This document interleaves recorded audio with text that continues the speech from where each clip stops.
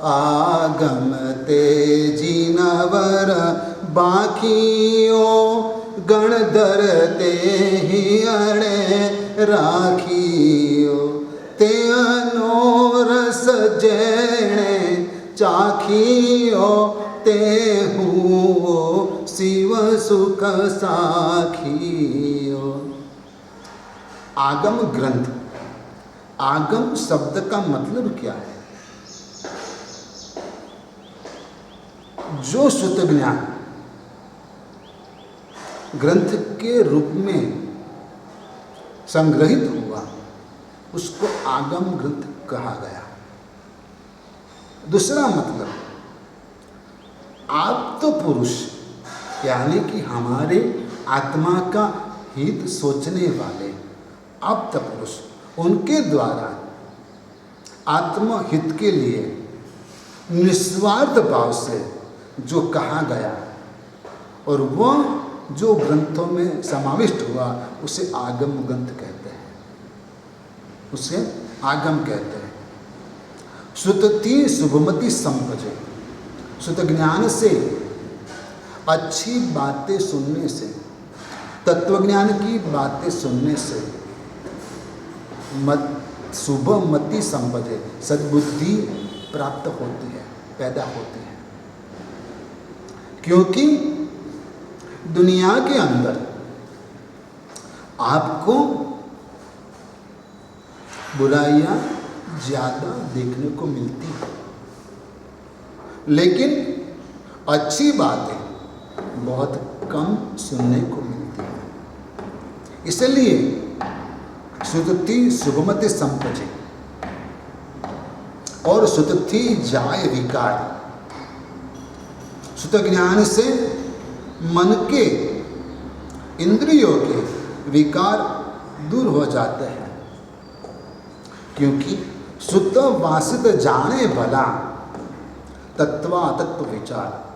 जो सुत ज्ञान से वासित हो गया है वैसी आत्मा तत्व क्या है और अतत्व क्या है, सत्य क्या है, असत्य क्या है, सच क्या है, गलत क्या है, वह जान पाते। सोचा जाने कल्याणम, सोचा जाने पावकम, वयम भी जाने सोचा जम सेयम तम समाये रे। कल्याण कौन से राह पर है, अकल्याण कौन से राह पर है, वह आप जान लो और फिर आपका कल्याण जो राह पर हो वह राह पर चले जाओ। वह राह की पहचान शुद्ध ज्ञान कराता है। संसार दामानंद सूत्र के अंदर हरिभद्र ऋषि जी महाराज आगम ग्रंथों की महिमा बताते हुए कहते हैं, सारम वीरा गमजलधिम सादरम साधु सेवे। प्रभु महावीर के आगम रूपी समुद्र की मैं आदर पूर्वक सेवा करता हूँ। सारम वीरा गमजलधिम सादरम साधु सेवे। भगवान के आगम रूपी जो समंदर है उसकी मैं आदर पूर्वक सेवा करता हूँ। ऐसे ऐसे महापुरुषों ने भी अपने जीवन में आगम ग्रंथों को इतना महत्वपूर्ण स्थान दिया है और उनकी रटन में वह रत रहते थे, बार बार उनका अध्ययन करते थे, अपने शिष्यों को उनका अध्ययन करवाते थे। पुनरावर्तन चलता ही रहता था और तब जाके हमारे पास कुछ आया है। कुल मिलाकर 45 आगम ग्रंथ है जो श्वेतांबर परंपरा में मान्य है। उसको अलग अलग रूप में अलग अलग विभाग में बांटा गया है। 11 अंग उपांग 12 10 पयन्ना जानिए। 6 छेद सूत्र प्रशस्त अर्था मूल 4 वखाणिए। अनुयोग द्वार उदार नंदी सूत्र जिन मत गाइए। वृत्ति टीका भाष्य चूर्णी 45 आगम ध्याये। 45 आगम में से सर्वप्रथम है 11 अंग। एक आगम पुरुष की कल्पना की गई है, जैसे कि एक पुरुष खड़ा है और उनके महत्वपूर्ण कुछ अंग होते हैं, जैसे कि आँख है न, वो हमारा अंग है, नाक है वह हमारा अंग है, लेकिन उंगलियां जो है वो उपांग है। क्या है? उपांग, ऊपर वाला है, ऊपर से उपांग है। तो 11 अंग, उपांग 12, उपांग कितने? 12, और पयन्ना सूत्र 10, 10 पयन्ना, 6 छेद सूत्र और अनुयुक्त 4 मूल सूत्र, 4 मूल सूत्र, और इसके बाद अनुयोग द्वार सूत्र और नंदी सूत्र। वैसे कुल मिलाकर 45 आगम ग्रंथ, यानी कि 45 आगम ग्रंथ, 45 आगम ग्रंथ हमारे शासन में मान्य है, और उनका ही विस्तार आज कई ग्रंथों में हो चुका है। अब ये 45 आगम ग्रंथों के बारे में आपको यदि कुछ जानना है, ज़्यादा डीप में जाना है, तो उनके लिए आपको कुछ खास स्पेशल स्पेसिफिक वर्ड है उसको समझना होगा, और जब तक ये नहीं समझोगे तब तक ये बात आपको समझ में नहीं आएगी। हर प्रदेश के अंदर कोई स्पेसिफिक शब्द होते हैं, हर समाज के, हर ज्ञाति के लोगों को भी कुछ न कुछ स्पेशल शब्द रहते हैं। चाहे कभी ऐसा होता है कि शब्द एक ही हो, लेकिन उसका अर्थ कोई प्रदेश में बदल जाता है, कोई प्रदेश में बदल जाता है। चीज़ एक ही हो, लेकिन अलग अलग रूप से पहचानी जाती है। तो ये स्पेसिफिक शब्दों को, पारिभाषिक शब्दों को समझना आपके लिए बहुत ही आवश्यक है, और इसीलिए आज हम कुछ वैसे शब्दों का स्वाध्याय करेंगे जो हमारे लिए कुछ नए हैं, कुछ परिचित हैं।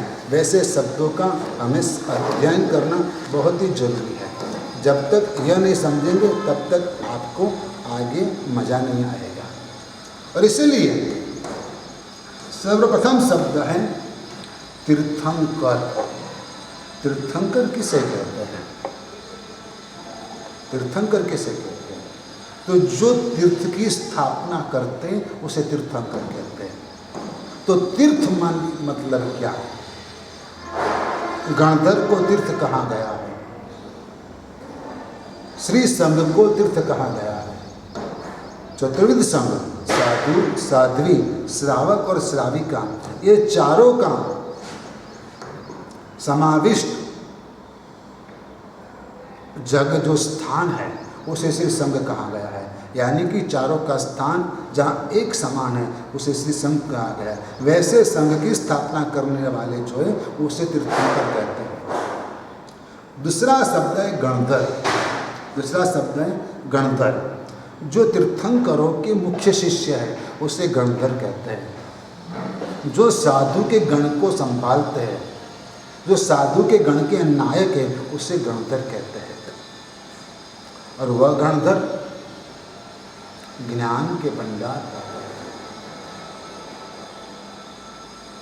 जब तीर्थंकर परमात्मा समावसरण में देशना देते हैं तब गंधर्व भगवान पास में बैठकर सुनते हैं। लेकिन जब तीर्थंकर परमात्मा देशना पूर्ण करने के बाद देवछंद में जाते हैं तब तीर्थंकर की पादपीठ के ऊपर गंधर्व बैठकर धर्म देशना देते हैं। तीर्थंकर के पट्टधर जो है वह गणधर है।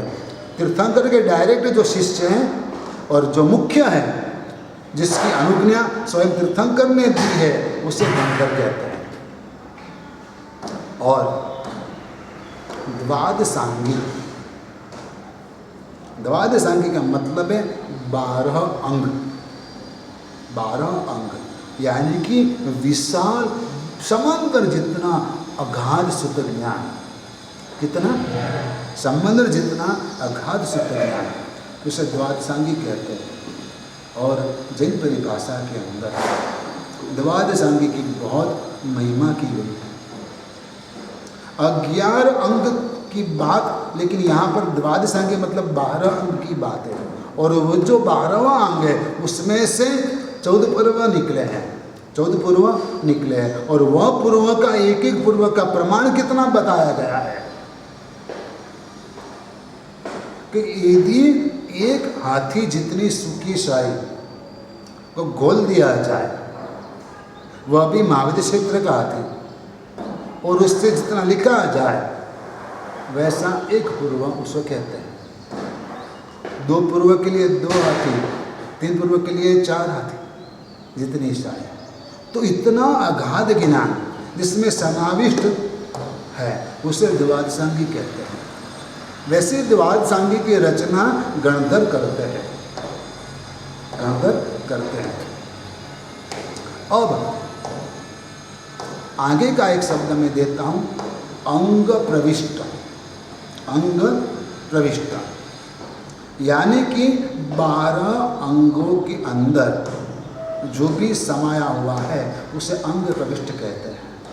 दूसरे शब्द में कहूँ तो गणधर भगवंतों ने जिस ग्रंथों की रचना की है उसे अंग प्रविष्ट माना गया है। जो 12 अंग में समाविष्ट है वह अंग प्रविष्ट।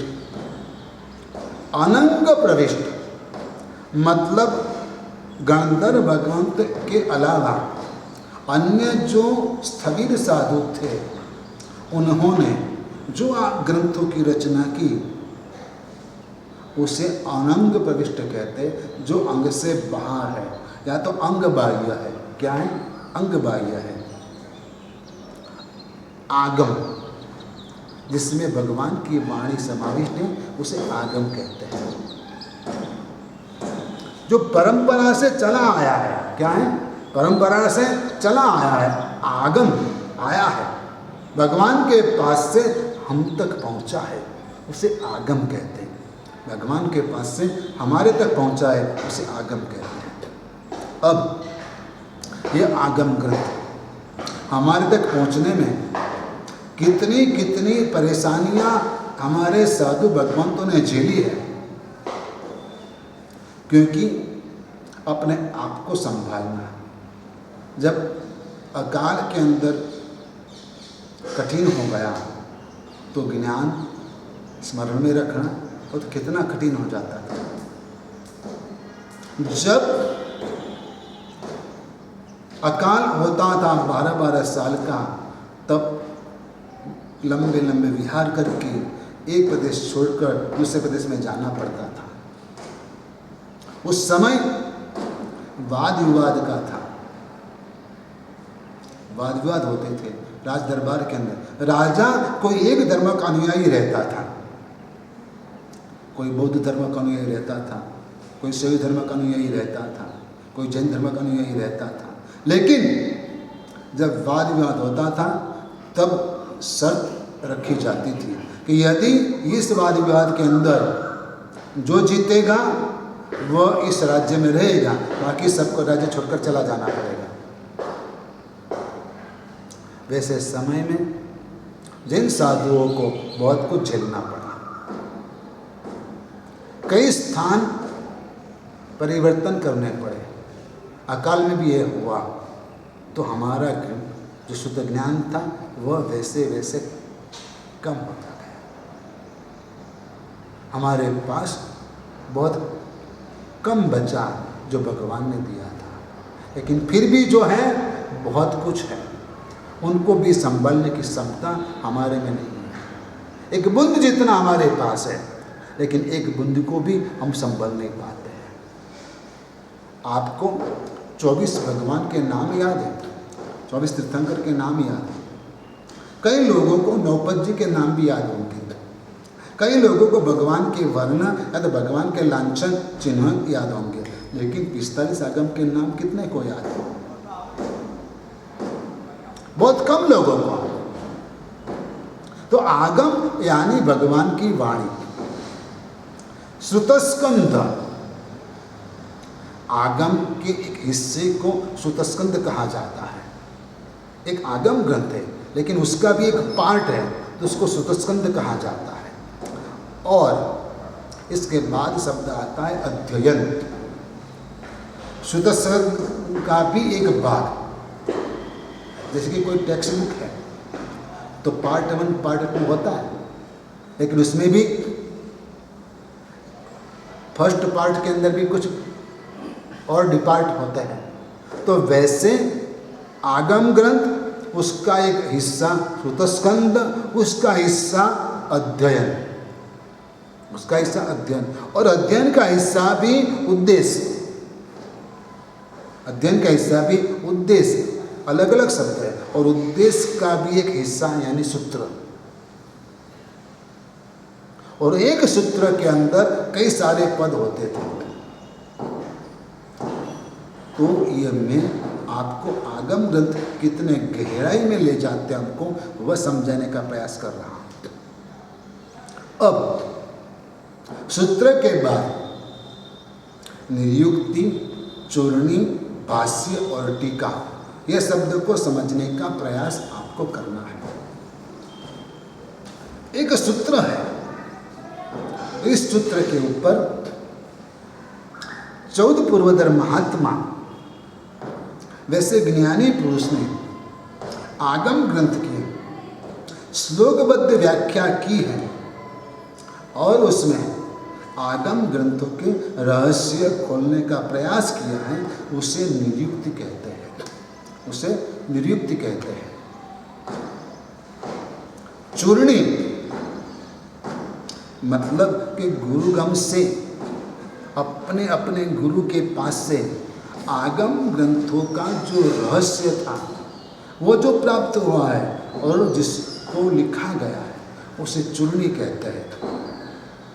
इसके बाद आता है भाष्य, मतलब वही आगम ग्रंथ के ऊपर, उसी आगम ग्रंथ के ऊपर हमारे वृद्ध पुरुषों ने, अनुभवी वैसे ज्ञानी पुरुषों ने जो आगमिक परंपरा को संभाला है, उसका जो संकलन किया है उसे भाष्य कहते हैं।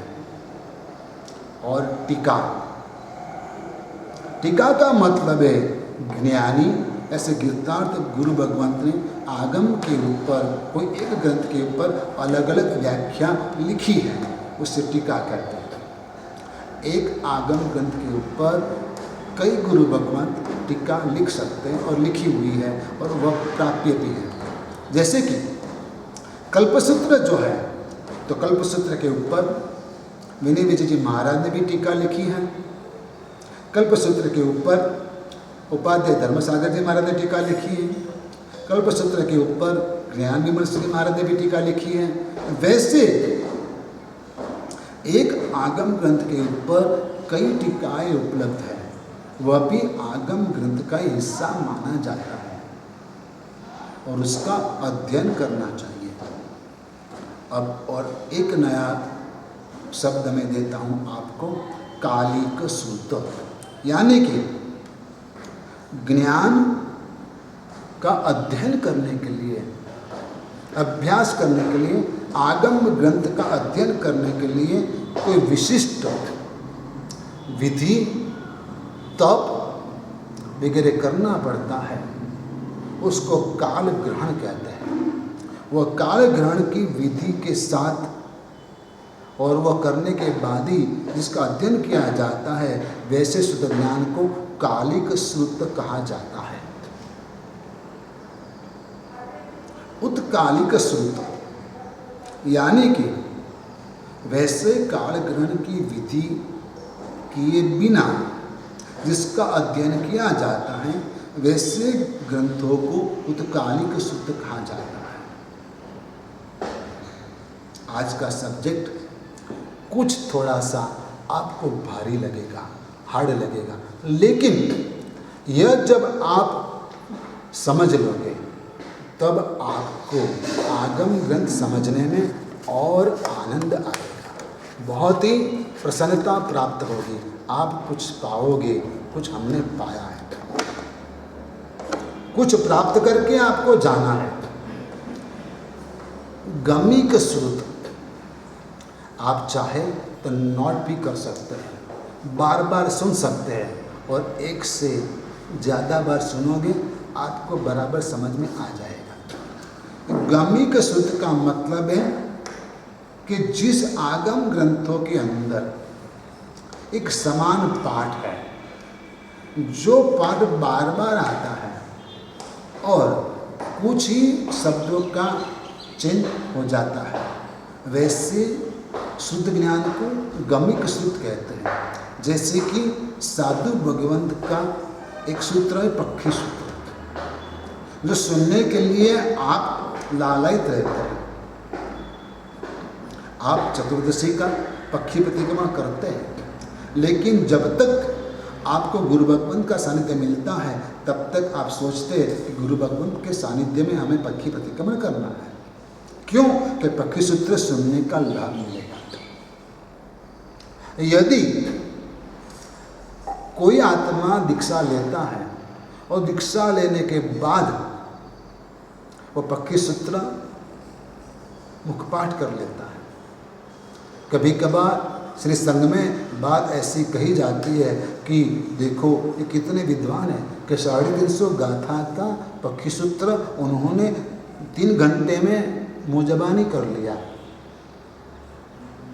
अच्छी बात है, उनकी क्षमता है, लेकिन मैं बताऊं कि पक्षी सूत्र में 40% जो शब्द हैं वह सेम टू सेम है। क्या है? कितने भी पैराग्राफ एक समान जैसे है, वह बार बार रटना है ही नहीं। आपको एक बार रट लिया, 1-2 शब्द नए जुड़ दिए गए, वही का वही रेडी है। उसको गमिक श्रुत कहते हैं। पूरा चैप्टर वैसा का वैसा ही है, लेकिन सिर्फ व्रत का नाम बदल दिया गया, तो क्या हो गया? पूरा नया हो गया। उसको गमिक श्रुत कहते हैं कि जिसके आलावे जो है एक समान है, जिसके कुछ पाठ एक समान है, वैसे उसको गमिक श्रुत कहते हैं। जैसे पक्षी सूत्र। अगमिक श्रुत गाथा और या तो श्लोक की जो रचना है या तो जो आलावे है वो एक समान नहीं रहते, उसको अगमिक श्रुत कहते हैं।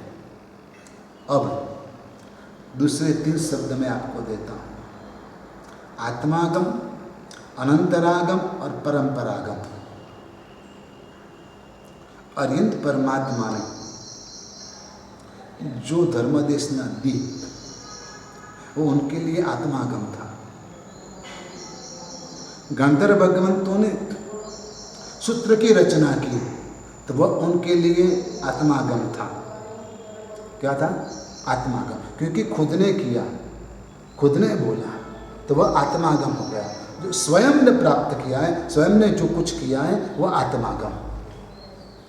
अनंतरागम, भगवान के पास से डायरेक्ट गंधर्व भगवंत को मिला, वह अनंतरागम, क्योंकि बीच में कोई अंतर नहीं आया, डायरेक्ट मिला, वह अनंतरागम। गंधर्व भगवंतों से अपने शिष्य को जब प्राप्त हुआ वह शिष्य के लिए अनंतरागम। लेकिन इसके बाद परंपरागम, गंधर्व भगवंतों के पास से शिष्य को मिला, शिष्य ने अपने शिष्य को दिया, वह परंपरागम।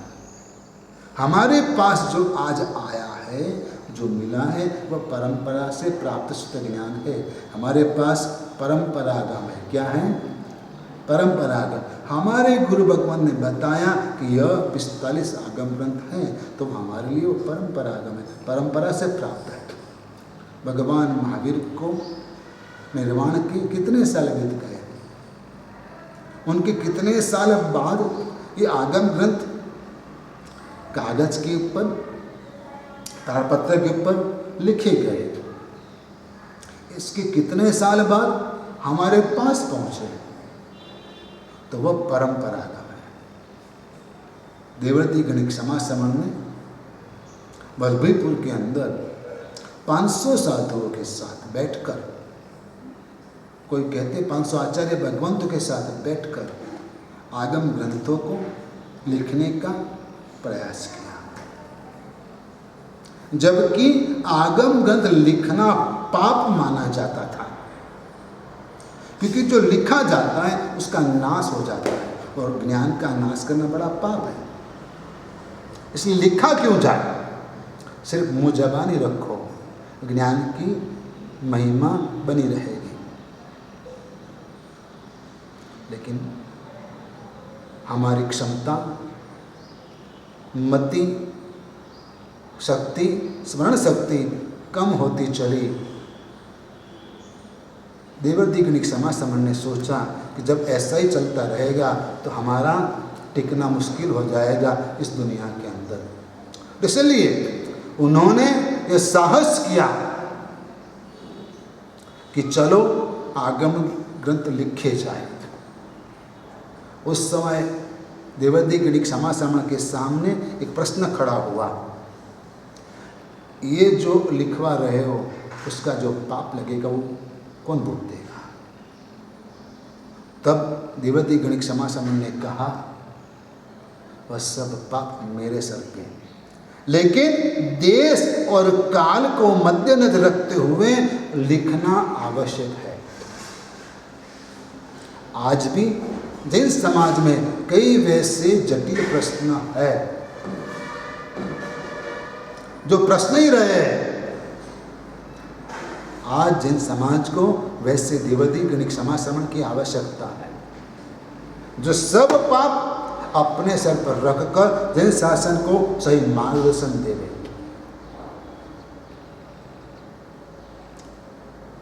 लेकिन ये साहस जुटाना बहुत मुश्किल है। उसके लिए सत्व चाहिए। या तो फिर हाथ जोड़कर बैठ जाओ कि श्री संघ का इतना पुण्य नहीं है, वैसे कोई आचार्य हमारे पास है ही नहीं। चाहे सभी आचार्य को कितनी ही पदवी आप दे दो, कितने विशेषण लगवा दो, लेकिन शासन का हित, भविष्य की पीढ़ी के लिए जो करना चाहिए वह नहीं हो रहा है। सब अपने अपने हिसाब से अपने अपने रास्ते से चल रहे हैं। और ये 1.5-2 साल के कोरोना काल ने सभी साधुओं को लाइन पे लगा दिया है। सभी ने समझ लिया कि अब धर्म टिकाना होगा तो क्या करना पड़ेगा। अब एक हॉल में बैठकर साधु को प्रवचन देना मुश्किल हो गया है। 2 साल से तो सब बंद है, और अब भी आगे क्या होगा, कब तक ये चलेगा, वो किसी को पता नहीं। लेकिन सही मार्गदर्शन कोई नहीं दे रहा। श्री संघ अपने अपने रास्ते से, सभी साधु अपने अपने हिसाब से कुछ न कुछ करते रहते हैं। लेकिन यदि ऊपर से कोई ऐसे वड़िल शासन के सरताज देवर्षि गणिक समासमण के जैसे हिम्मत पूर्वक मार्गदर्शन देवे तो शासन का उद्धार हो जाएगा। हर बात को विवाद का मुद्दा बना देना, बहस का मुद्दा बना देना, और हम ये नहीं करते, हम तो ऐसे चुस्त है, वैसा दिखाना, वह तो बेवकूफी है। जैन शासन के साथ नाइंसाफी है। मैं कहूं तो जैन शासन के साथ गद्दारी है कि आपकी जवाबदारी खो चुके हो। सिर्फ पद के ऊपर बैठे हो, लेकिन पद की जिम्मेदारी आप नहीं समझ पाते।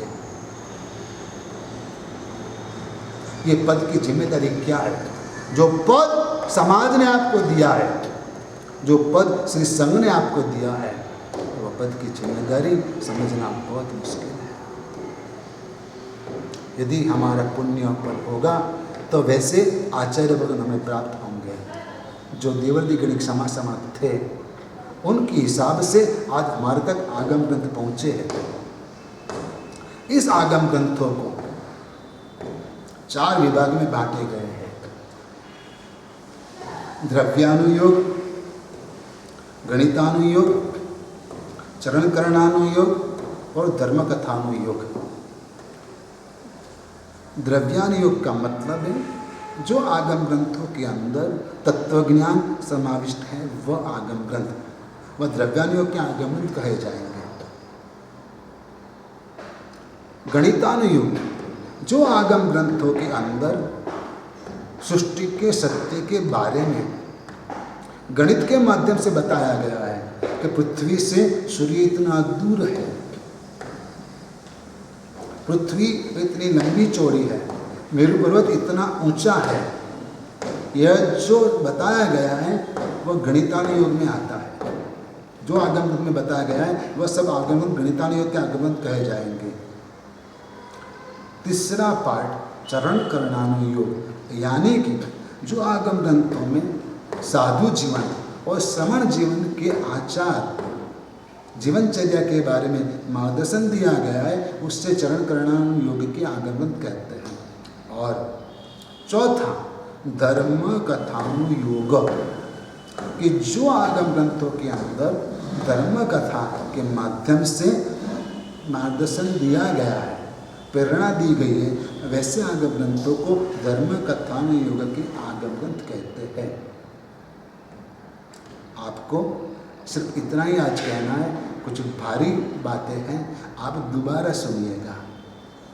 यदि आपको समझ में नहीं आता है तो आप YouTube के ऊपर मैसेज करके, चैट करके मार्गदर्शन ले पाएंगे। आपको उत्तर देने का प्रयास हम अवश्य करेंगे। धर्मलाभ आशीर्वाद।